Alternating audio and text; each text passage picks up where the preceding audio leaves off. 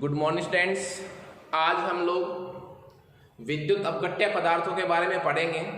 पिछली क्लास में हमने विद्युत रसायन की परिभाषा, दो प्रकार के चालक पढ़े, विद्युत अपघटनी चालक, आयनिक चालक जिनको कह सकते हैं, और धात्विक चालक। दोनों में अंतर पढ़ा, दोनों की प्रभावित करने वाले कारकों को पढ़ा। नेक्स्ट हमारा टॉपिक है कि विद्युत अपघट्य पदार्थ क्या होते हैं, उनके कितने प्रकार होते हैं तथा उनको हम प्रभावित करने वाले कारकों को कैसे व्याख्या कर सकते हैं। तो हमारा आज का जो टॉपिक है वो है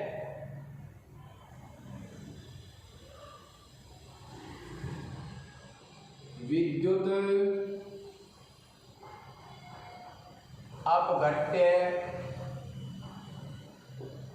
पदार्थ।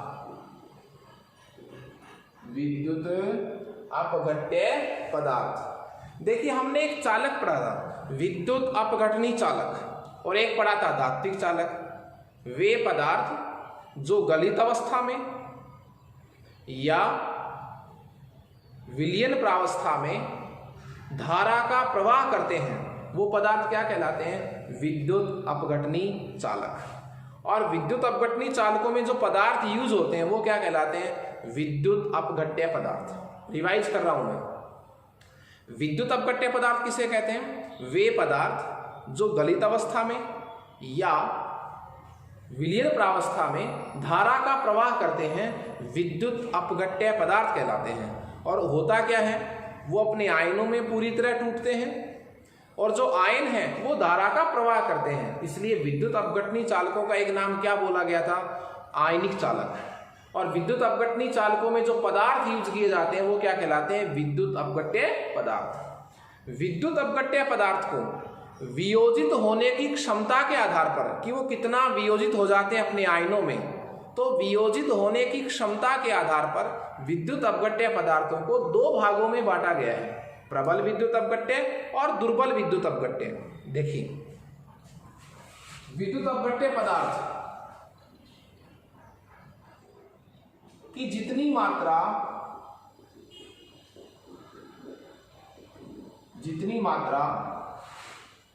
वियोजित होती है, जितनी मात्रा क्या होती है? वियोजित होती है। विलयन में जितने वो वियोजित अगर आयन बनाते हैं, वियोजित होती है, वह मात्रा क्या कहलाती है? वियोजन की मात्रा अल्फा। विद्युत अपघट्य पदार्थ की वह मात्रा जो वियोजित हो जाती है, किसमें? आयनों में, वो क्या कहलाती है? वियोजन की मात्रा अल्फा। ओके। अब जो विद्युत अपघट्य पदार्थ है वो वियोजन की मात्रा क्या? अल्फा। वियोजन की मात्रा अल्फा के आधार पर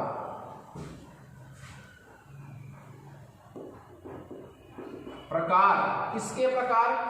विद्युत अपघट्य पदार्थ के प्रकार। किसके आधार पर? बोलिए। वियोजन की मात्रा अल्फा के आधार पर। दो प्रकार लिखेंगे अपन इसमें। फर्स्ट हमारे पास है प्रबल विद्युत अपघट्य पदार्थ। प्रबल विद्युत अपघट्य पदार्थ। और एक हमारे पास ऑप्शन है दुर्बल विद्युत अपघट्य पदार्थ। प्रबल विद्युत अपघट्य पदार्थ और दुर्बल विद्युत अपघट्य पदार्थ। फर्क क्या है दोनों में? देखिए, समानता तो क्या है कि दोनों ही क्या है? विद्युत अपघट्य पदार्थ। अब विद्युत अपघट्य पदार्थ में एक बार फिर से रिवाइज करूंगा। वे पदार्थ जो गलित अवस्था में, मतलब गल करके, या जलीय विलयन में, विलयन प्रावस्था में अपने आयनों में टूट जाते हैं और धारा का प्रवाह करते हैं। जितने ज्यादा आयन बनेंगे उतनी ज्यादा धारा का प्रवाह होगा। वे पदार्थ क्या कहलाते हैं? विद्युत अपघट्य पदार्थ। और जब उन्हीं पदार्थों को अपन चालक के रूप में बोले तो क्या नाम लिख देंगे? विद्युत अपघटनी चालक। ओके, अब दोनों में फर्क क्या है? एक तो मैंने क्या लिखा है? प्रबल, और एक विद्युत अपघट्य को मैंने क्या लिखा है? दुर्बल। तो प्रबल जो विद्युत अपघट्य है, क्या फर्क है? वे विद्युत अपघट्य पदार्थ जो जलीय विलयन में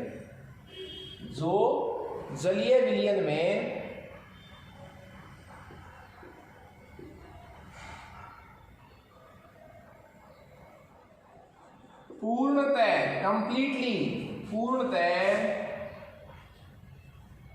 अपने आयनों में वियोजित हो जाते हैं। जलीय विलयन में पूर्णतः अपने आयनों में क्या हो जाते हैं? वियोजित हो जाते हैं। वो क्या कहलाएंगे? प्रबल विद्युत अपघट्य। दुर्बल में क्या डेफिनेशन हो जाएगी? वे विद्युत अपघट्य जो जलीय विलयन में आंशिक पार्शियली, पूरी तरह वियोजन नहीं होता, थोड़ी सी मात्रा ही अपने आयनों में टूटती है, आधा भाग से ज्यादा भाग जो है वो अवियोजित रह जाता है। जलीय विलयन में आंशिक रूप से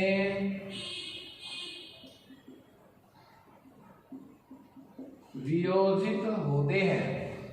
जो जलीय विलयन में आंशिक रूप से क्या होते हैं? वियोजित होते हैं, क्या कहलाएंगे? दुर्बल विद्युत अपघट्य। तो फर्क क्या हुआ? वियोजन की मात्रा के आधार पर विद्युत अपघट्य पदार्थों को दो भागों में बांटा जा सकता है, प्रबल विद्युत अपघट्य और दुर्बल विद्युत अपघट्य। फर्क क्या है? वे विद्युत अपघट्य जो जल में घुलकर जिनकी कंप्लीट अमाउंट जो है, पूरी मात्रा अपने आयनों में टूट जाती है। जैसे आप NaCl को जल में घोलिए तो NaCl की लगभग सभी मात्रा जो है वो Na+ और Cl- में टूट जाती है। तो NaCl कैसा विद्युत अपघट्य हुआ? प्रबल विद्युत अपघट्य। आप एसिटिकम लीजिए, आप उसको जल में घोलिए, वो कंप्लीटली अपने आयनों में नहीं टूटता, आधे से ज्यादा मात्रा तो अवियोजित ही रह जाती है, टूटती नहीं है। तो वो कैसा विद्युत अपघट्य कहलाएगा? दुर्बल विद्युत अपघट्य। सिर्फ नाम और इसका फर्क है कि वियोजन कितना हो रहा है। अब आप ये कह सकते हैं कि हमें कैसे पता चलेगा कि कौन प्रबल विद्युत अपघट्य है और कौन क्या है? दुर्बल विद्युत अपघट्य है। तो इसके लिए आप एग्जाम्पल को तरीके में बांट सकते हैं। कैसे? जितने भी प्रबल अम्ल है, जितने भी क्या है? प्रबल अम्ल है। प्रबल अम्ल जो है वो किस में आएंगे? प्रबल विद्युत अपघट्य में आएंगे। प्रबल अम्ल है या कोई प्रबल क्षार है, प्रबल अम्ल है या कोई प्रबल क्षार है, या प्रबल अम्ल तथा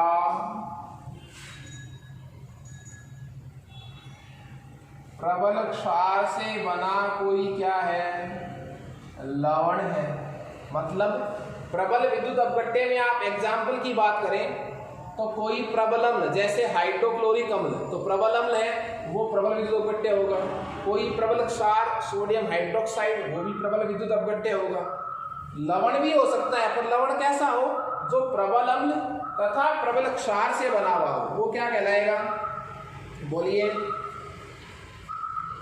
प्रबल विद्युत अपघट्य। लवण ऐसा भी हो सकता है, प्रबल अम्ल हो प्लस दुर्बल क्षार हो, इससे बना हुआ जो लवण होगा वो भी किसका एग्जाम्पल होगा? प्रबल विद्युत अपघट्य का। प्रबल अम्ल और दुर्बल क्षार से बना हुआ लवण जो है वो भी किसका एग्जाम्पल होगा? प्रबल विद्युत अपघट्य का। दुर्बल अम्ल हो, अम्ल कैसा हो? दुर्बल। दुर्बल अम्ल हो प्लस क्षार कैसा हो, प्रबल। अम्ल दुर्बल हो, क्षार प्रबल हो, इन दोनों से जो लवण बनेगा वो भी किसका एग्जाम्पल आएगा, प्रबल विद्युत अपघट्य का। क्लियर है? वापस से आप सुन लीजिए। प्रबल विद्युत अपघट्य का मतलब क्या हुआ, वे पदार्थ जो जलीय विलयन में पूर्णतः अपने आयनों में वियोजित हो जाते हैं, प्रबल विद्युत अपघट्य कहलाते हैं। जैसे कोई प्रबल अम्ल है तो वो प्रबल विद्युत अपघट्य होगा, प्रबल कोई क्षार है वो भी प्रबल विद्युत अपघट्य माना जाएगा। कोई लवण जो प्रबल अम्ल और प्रबल क्षार से बना है वो भी प्रबल विद्युत अपघट्य होगा। जो प्रबल अम्ल और दुर्बल क्षार से जो लवण बनेगा वो भी प्रबल विद्युत अपघट्य होगा। और दुर्बल अम्ल या और प्लस प्रबल क्षार से बना जो लवण होगा वो भी प्रबल विद्युत अपघट्य माना जाएगा। आप इसका एक एग्जाम्पल भी देख सकते हैं। जैसे दुर्बल अम्ल लेना, आप कोई दुर्बल अम्ल लीजिए, मैं ले रहा हूं CH3COOH। ये क्या लिया है मैंने, दुर्बल अम्ल। क्या लिया है मैंने, दुर्बल अम्ल। और उस एक ले रहा हूं मैं प्रबल क्षार। एक क्या ले रहा हूं मैं, प्रबल क्षार। प्रबल क्षार क्या ले लिया मैंने, NaOH, sodium hydroxide. Sodium hydroxide. तो जो क्या बनेगा, लवण। देखिए, दुर्बल अम्ल तथा प्रबल क्षार से बना हुआ लवण किसका एग्जाम्पल होगा, प्रबल विद्युत अपघट्य का। तो देखिए, यहां से OH, यहां से H, माइनस H2O, लवण कैसा बनेगा, CH3COO Na। सोडियम एसीटेट, ये क्या बन गया, लवण। अब आपसे कोई पूछे कि सोडियम एसीटेट प्रबल विद्युत अपघट्य है या दुर्बल विद्युत अपघट्य है, प्रबल विद्युत अपघट्य है। क्यों? क्योंकि इसका निर्माण दुर्बल अम्ल और प्रबल क्षार की क्रिया से हुआ है। तो यहां से अपन बता सकते हैं कोई प्रबल अम्ल हो या कोई प्रबल क्षार हो, सब प्रबल विद्युत अपघट्य के एग्जाम्पल हैं। लवण भी हो सकते हैं, लवण प्रबल अम्ल और प्रबल क्षार से बना हुआ लवण भी इसी का एग्जाम्पल होगा। प्रबल अम्ल और दुर्बल क्षार से बना एग्जाम्पल भी प्रबल विद्युत अपघट्य होगा। और दुर्बल अम्ल व प्रबल क्षार से बना हुआ लवण भी क्या होगा, प्रबल विद्युत अपघट्य होगा। हम बात करें किसकी, दुर्बल विद्युत अपघट्य। तो दुर्बल विद्युत अपघट्य में अब किसके एग्जाम्पल बच गए, देखिए। दुर्बल विद्युत अपघट्य में मैं बात करूं, कोई दुर्बल अम्ल हो, कोई क्या हो, दुर्बल अम्ल हो, या कोई दुर्बल क्या हो, क्षार हो। या तो कोई दुर्बल अम्ल हो या कोई दुर्बल क्षार हो, वो सब किसके एग्जाम्पल आएंगे, दुर्बल विद्युत अपघट्य के। जैसे दुर्बल अम्ल की जगह मैं एग्जाम्पल लूं CH3COOH। दुर्बल क्षार की जगह मैं कोई एग्जाम्पल काम में लूं तो अमोनियम हाइड्रोक्साइड। लवण भी इसके एग्जाम्पल हो सकते हैं। इसके एग्जाम्पल कौन हो सकते हैं, लवण भी। पर लवण कैसा होना चाहिए, लवण होना चाहिए दुर्बल अम्ल, दुर्बल अम्ल प्लस दुर्बल क्षार। दुर्बल अम्ल और दुर्बल क्षार, दुर्बल अम्ल और दुर्बल क्षार से जो लवण बनेगा वो भी किसका एग्जाम्पल आएगा, दुर्बल विद्युत अपघट्य का। जैसे आप कोई भी दुर्बल अम्ल ले लीजिए, मैंने एक एग्जाम्पल यहां लिखा था एसिटिक अम्ल। क्या लिखा था, एसिटिक अम्ल। तो एसिटिक अम्ल का एग्जाम्पल CH3COOH, ये एक दुर्बल अम्ल हो गया है, प्लस दुर्बल क्षार अमोनियम हाइड्रोक्साइड। अमोनियम हाइड्रोक्साइड, दोनों की रिएक्शन करेंगे तो यहां से OH चला जाएगा, यहां से H, माइनस H2। क्या लवण बना, CH3COO NH4, अमोनियम एसीटेट। ये जो अमोनियम एसीटेट बना है ये किसका एग्जाम्पल होगा? ये होगा दुर्बल विद्युत अपघट्य का। उसका रीजन क्या है? क्योंकि इस लवण का निर्माण किससे हुआ है? दुर्बल अम्ल और दुर्बल क्षार से। तो दुर्बल अम्ल और दुर्बल क्षार से बने हुए जो लवण हैं वो दुर्बल विद्युत अपघट्य की श्रेणी में आते हैं। ओके, क्लियर है? तो ये हमारा टॉपिक था कि विद्युत अपघट्य पदार्थ कौन से पदार्थ जो जल में घुलकर अपने आयनों में टूटते हैं, धारा का प्रवाह करते हैं, उनको हम टूटने की क्षमता के आधार पर दो भागों में बांट सकते हैं, प्रबल विद्युत अपघट्य और दुर्बल विद्युत अपघट्य। ओके, नेक्स्ट हमारा टॉपिक रहेगा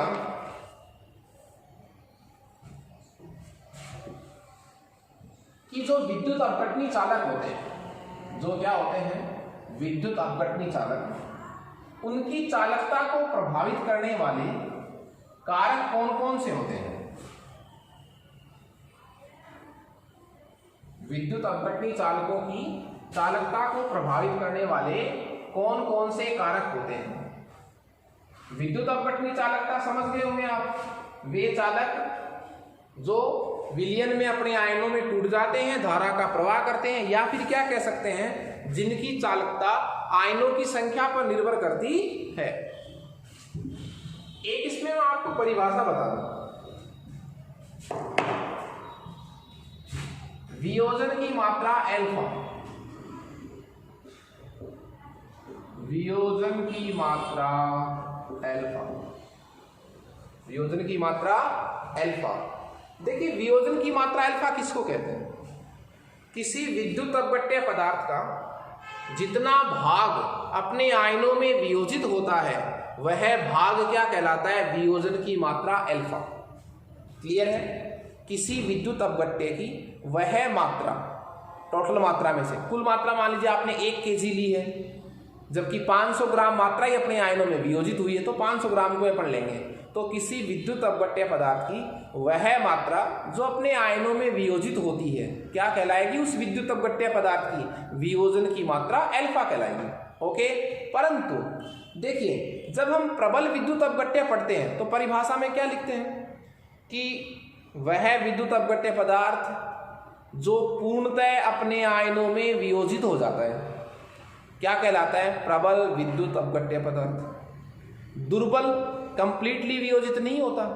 वियोजन की मात्रा अल्फा की परिभाषा क्या है? किसी विद्युत अपघट्य पदार्थ की वह मात्रा जो वियोजित हुई है। इसका मतलब कुछ मात्रा वो भी है जो वियोजित नहीं हुई है, तो कुछ मात्रा तो वियोजित हुई है और कुछ नहीं हुई है। ऐसा किसके संदर्भ में हो सकता है? ये तो दुर्बल विद्युत अपघट्य के संदर्भ में हो सकता है। प्रबल की तो कुछ मात्रा पर मानते ही नहीं कि वियोजित हुई नहीं। इसका मतलब वियोजन की जो मात्रा है, जिसको मैं किससे डिनोट करूंगा? अल्फा से, वो ओनली फॉर किसके लिए यूज होगी? दुर्बल विद्युत अपघट्य के लिए। तो मैं कह सकता हूं कि दुर्बल विद्युत अपघट्य की वह मात्रा जो अपने आयनों में वियोजित हुई है क्या कहलाती है? वियोजन की मात्रा अल्फा। क्लियर है? रिवाइज कीजिए। प्रबल विद्युत अपघट्य चूंकि कंप्लीटली अपने आयनों में वियोजित हो जाता है, तो उसके लिए वियोजन की मात्रा अल्फा की परिभाषा जो है वो सार्थक नहीं है। क्यों? क्योंकि वियोजन की मात्रा अल्फा का मतलब क्या है? जो मात्रा टूटी है, इसका ना कुछ मात्रा बची भी होगी। तो ऐसा तो किसके लिए हो सकता है? दुर्बल विद्युत अपघट्य के लिए हो सकता है। तो मैं वियोजन की मात्रा अल्फा को किसके लिए परिभाषित करूंगा? ओनली दुर्बल विद्युत अपघट्य के लिए, वीक इलेक्ट्रोलाइट्स के लिए अपन इसको डिफाइन करूंगा। तो क्या कहूंगा?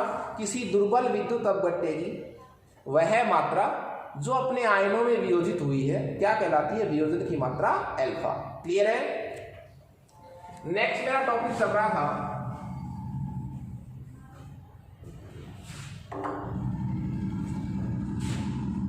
टॉपिक हमारा है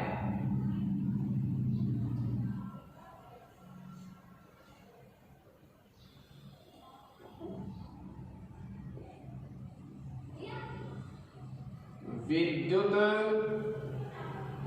अपघटनी चालकता को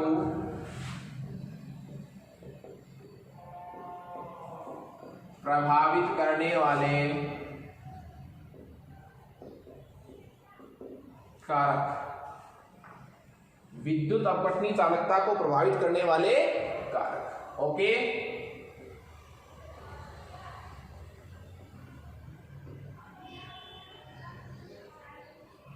देखिए, विद्युत अपघटनी चालकता जो है उसको प्रभावित करने वाले कारकों में हमारा पहला कारक होगा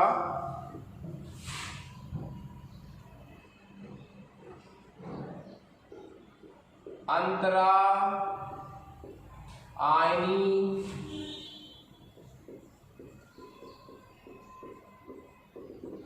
आकर्षण बल। अंतरा आयनी आकर्षण बल विद्युत अपघटनी चालकता को प्रभावित करने वाले कारकों में हमारा पहला कारक कौन सा है? अंतरा आयनी आकर्षण बल। मैं आपको पहले एक वर्ड बता दूं कि विद्युत अपघटनी चालकों की चालकता किस पर निर्भर करती है? आयनों की संख्या पर। जितने ज्यादा आयन बनेंगे उतनी ज्यादा चालकता बढ़ेगी। आयनों की गति जितनी ज्यादा होगी चालकता उतनी बढ़ेगी। आयनों का आकार जितना छोटा होगा चालकता उतनी बढ़ेगी। ये तीन बातें आपको याद रखनी है ताकि आपको प्रभावित करने वाले कारकों में कहीं कोई दिक्कत नहीं आए। तो मैं पढ़ रहा हूं धात्विक चालकों की चालकता को प्रभावित करने वाले कारक नहीं पढ़ रहा हूं मैं क्या पढ़ रहा हूं? विद्युत अपघटनी चालकों की चालकता को प्रभावित करने वाले कारक। और विद्युत अपघटनी चालक कौन से होते हैं? वो होते हैं जो गलित अवस्था में या जलीय विलयन में अपने आयनों में वियोजित हो जाते हैं, वह धारा का क्या करते हैं? प्रवाह करते हैं।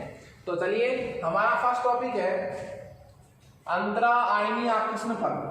देखिए, यदि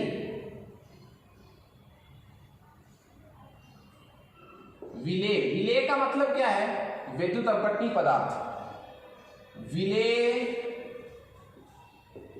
विलेय आकर्षण बल।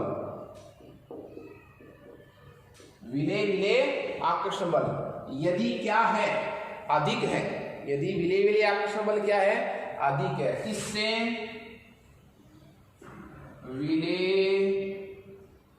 विलायक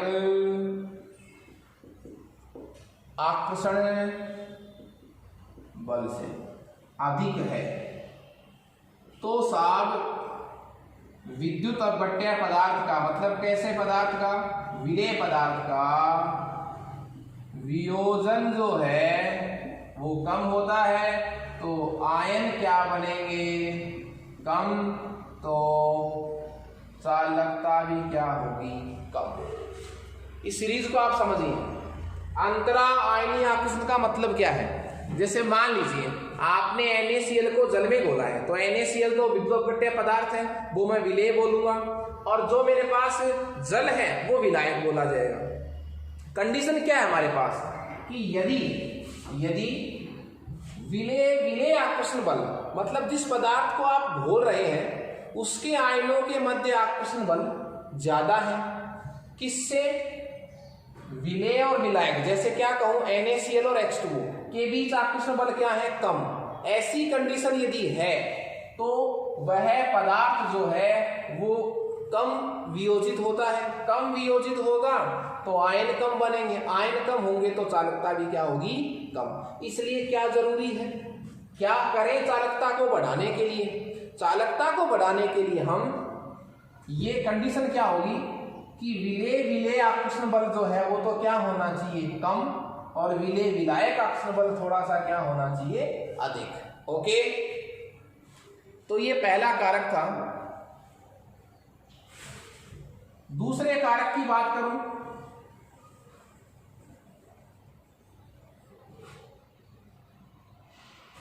दूसरे कारक की बात करें, कैपिटल बी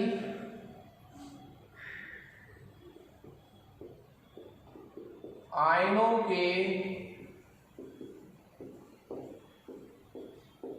विलायकन पर। आयनों के विलायकन पर। आयनों के विलायकन का मतलब क्या है? वो कह रहा है कि यदि विद्युत अपघट्य पदार्थ के क्या आयन, जैसे NaCl के आयन, विद्युत अपघट्य पदार्थ के आयन और विलायक का मतलब क्या हुआ? जल। तो आयन और विलायक पदार्थ के आयनों के मध्य यदि आकर्षण बल क्या हो? अधिक हो। यदि आकर्षण बल क्या हो? अधिक हो। किसके बीच? आयन का मतलब क्या हुआ? विद्युत अपघट्य पदार्थ के आयन। विलायक का मतलब जल। तो विद्युत अपघट्य पदार्थ के आयन और विलायक जिसमें आपने घोला है उसके आयनों के मध्य यदि आकर्षण बल बहुत ज्यादा है तो ये भी गड़बड़ बात है। बहुत ज्यादा होगा तो क्या होगा पता है?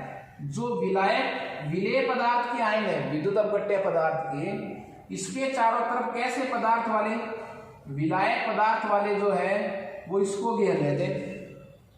घेरने से आकर्षण से जुड़ जाते हैं। घेरने से क्या बढ़ जाएगा? आकार बढ़ जाएगा। किसका? विद्युत अपघट्य पदार्थ का, मतलब NaCl के आयनों का आकार बढ़ जाएगा तो चालकता क्या हो जाएगी? कम। क्लियर है? वापस से रिवाइज कर रहा हूं मैं। आयनों के विलायकन का मतलब क्या है कि आपने जिस पदार्थ को घोला है, जैसे NaCl को किसमें घोला है? जल में। यदि NaCl के आयनों और जल के आयनों के मध्य आकर्षण बल बहुत ज्यादा है तो वो भी नेगेटिव है हमारे लिए। बहुत ज्यादा आकर्षण बल होगा तो क्या होगा?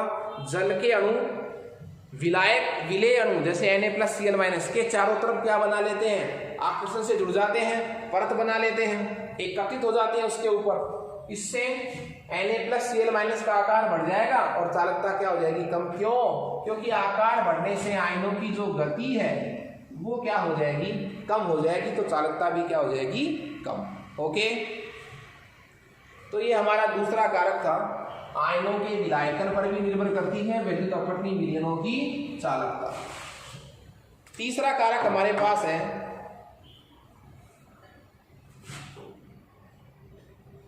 विलायक की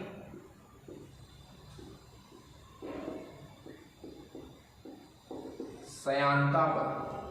विलायक की सयांता पर देखिए, विस्कोसिटी सयांता का मतलब क्या है? प्रवाह में बाधा। प्रवाह में प्रतिरोध का मतलब क्या होता है? सयांता। प्रवाह में प्रतिरोध। तो यदि विलायक, विलायक का मतलब वह पदार्थ जिसमें आपने विद्युत अपघट्य पदार्थ को घोला है जैसे जल, उसकी सयांता जितनी अधिक होगी, उसका प्रवाह जितना कम होता है, वियोजन कम होगा, आयनों की गति कम होगी और चालकता भी क्या होगी? कम होगी। मेरे कहने का मतलब क्या हुआ कि विलायक की सयांता जितनी अधिक होगी वह उतना ही कम प्रवाहित होगा। विलायक का मतलब मैं क्या एग्जांपल ले सकता हूं? जल। इसकी सयांता विस्कोसिटी जितनी अधिक होगी, प्रवाह उतना क्या होगा? उस द्रव का कम होगा। और प्रवाह यदि कम होगा तो ऐसे विलायक में विलेय, विलेय का मतलब मैं कैसे लूं?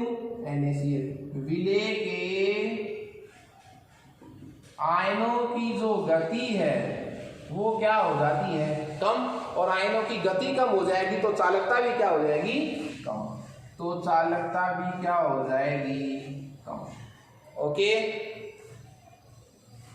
फोर्थ कारक मैं पढ़ने जा रहा हूं विलयन की सांद्रता पर।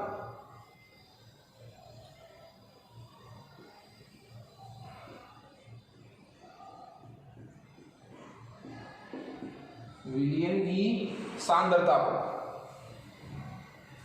विलयन की सांद्रता का मतलब क्या हुआ? विलयन में विलेय कितना है? विलयन में हमारे पास कितने भाग है? फिलहाल 2। विलेय तो किसको बोला गया है? विद्युत अपघट्य पदार्थ जैसे NaCl। विलायक किसको बोला गया है? जो इसको घोलेगा, इसको वियोजित करेगा। कौन? जैसे जल। तो विलयन की सांद्रता, विलयन की सांद्रता किसकी मात्रा होती है? विलयन की सांद्रता विलायक में घुली हुई विलेय की मात्रा होती है। तो देखिए, विलायक में विलेय की मात्रा, विलेय की मात्रा जितनी क्या होगी? कम। विलेय की मात्रा जितनी क्या होगी? कम होगी।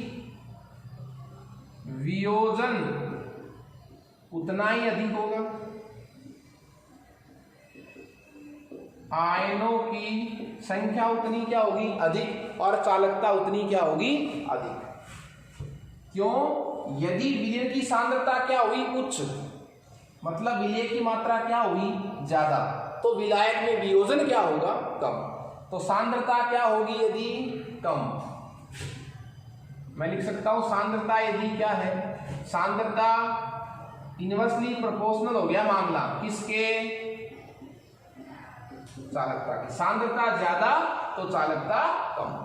क्लियर है? इसलिए विलयन कैसा होना चाहिए? तनु होना चाहिए, विलेय कम होना चाहिए और विलायक क्या होना चाहिए? ज्यादा, ताकि उस विलेय का वियोजन ज्यादा हो। ज्यादा विलायक होगा ना तो उस विलेय का वियोजन क्या होगा? ज्यादा। आयन क्या बनेंगे? ज्यादा। चालकता क्या होगी? ज्यादा। इसी में अपन पांचवें कारक की बात करें, ताप की, जो हमने सारणी में भी पढ़ा था पहले, डिफरेंस जब पढ़ा था। ताप बढ़ाते हैं तो विद्युत अपघटनी विलयनों की चालकता बढ़ती है। क्यों बढ़ती है? क्योंकि ताप बढ़ाने से विद्युत अपघट्य पदार्थ का वियोजन बढ़ता है, आयनों की संख्या बढ़ती है, जिससे चालकता भी बढ़ती है। तो ये विद्युत अपघटनी विलयनों की चालकता को प्रभावित करने वाले कारक थे। नेक्स्ट क्लास में हम लोग विद्युत अपघटनी सेल के बारे में पढ़ेंगे। Okay, thank you students.